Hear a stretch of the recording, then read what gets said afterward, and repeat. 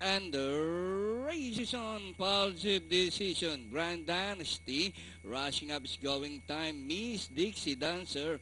Also moving up by the Rallies Libre lang.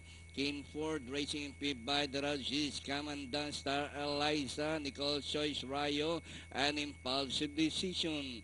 Nearing the far turn, 7A, going time, Miss Dixie Dancer is on the outside, Grand Dynasty, Danori inside, Libre lang, Star Eliza from the outside, and ring the last 450 meters more to run, Miss Dixie Dancers now the leader as they swing from Miss Dixie Dancer.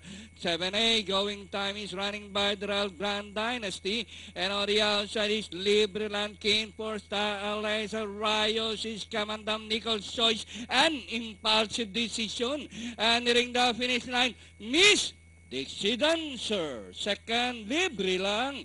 Going time, Grand Dynasty, Kinford, and Star Eliza. For your friend, the Fecta.